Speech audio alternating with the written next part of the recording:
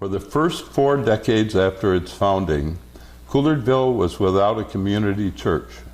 Instead, settlers often held worship services in their homes for family and neighbors. Others occasionally made the long journey to Oconto, Stiles, or Abrams, especially on special holidays such as Easter and Christmas. After the new Couillardville School was constructed about 1880, religious services were often held there. It wasn't until 1895 that the new Couillardville Presbyterian Church was dedicated. Several families are credited with its founding, including the Thomas Couillards, the McDonalds, and the Matravers. But the real spark was provided by Reverend S.E. Very, a Presbyterian missionary preacher who arrived about 1890. He saw the urgent need and set out to generate community-wide sentiment to build a real church. By 1895, Charles MacDonald had been named the chairman and treasurer of the building committee. In this role, he recruited both funds and labor to construct the building. For just $1, John and Matilda Matravers leased a half-acre parcel of prime land for the site at the corner where Brookside, Stiles, and River Roads intersected. The school was just across the road. Though the new church was designated as Presbyterian, people of all denominations, Protestant and Catholic, contributed to the project and aided in its construction.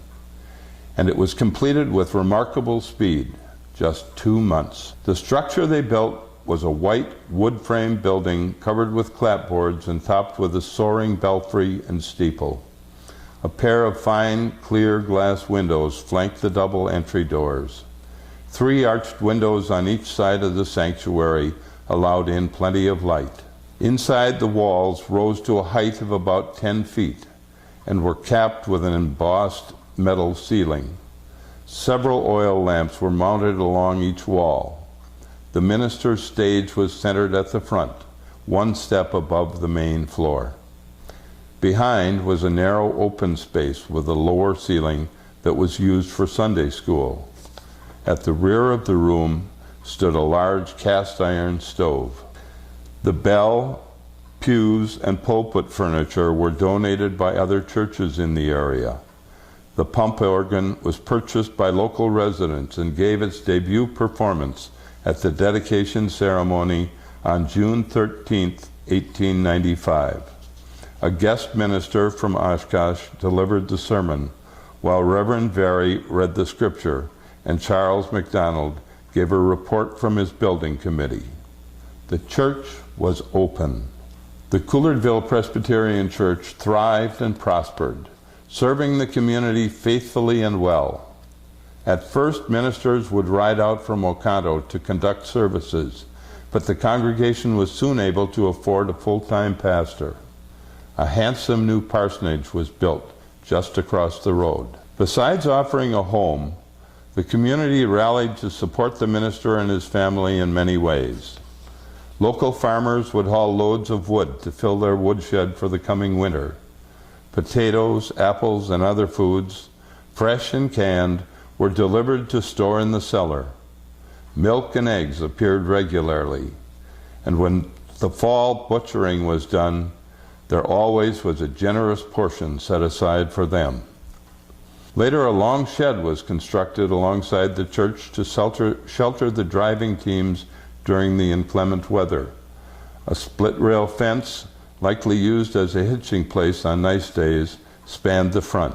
The next major addition was the Ladies' Aid Hall at the rear. It soon evolved into a social center of Couillardville, hosting school programs, home talent plays, ice cream socials, harvest festivals, and even monthly card parties. Naturally, everyone was welcome. On every second Wednesday of each month, the Ladies' Aid served a noon dinner at the hall. It cost just 15 cents and featured the finest cooking and produce Couillardville had to offer. The money raised, though meager, helped support the pastor's salary.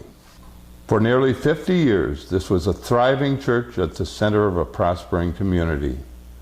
Just as change, growth, and the needs of the people had built this church, cultural evolution signaled the time for its demise. With the passing of years, church membership began to decline, and it no longer was practical to keep a resident minister.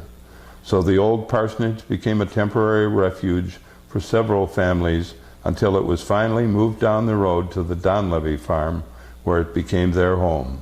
By the mid-1940s, with improved roads and automobiles, local Presbyterians began attending services at larger churches in Stiles, Oconto, or other towns. Losing even a few members in such a small congregation was devastating, and it was decided to close the church. But the building had one more important service to perform.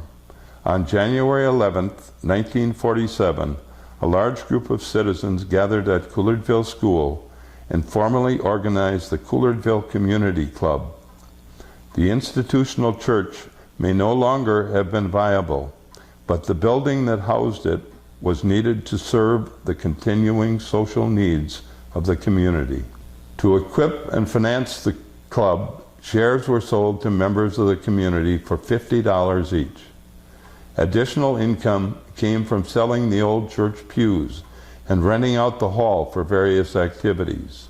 Its leaders were prudent, acted in a unified fashion, and fostered inclusion, and sought to help those in need. For the next 5 decades, the Couillardville Community Club served many of the functions that once occurred in and around the church. Various activities were centered there, such as 4-H Club, Homemakers Club, and Farm Bureau. It also hosted less formal celebrations, dance parties, ice cream and box socials, the school's annual Christmas program, and even the occasional wedding. After serving Couillardville for over a century, the old wooden structure finally succumbed to a changing culture in the 1990s.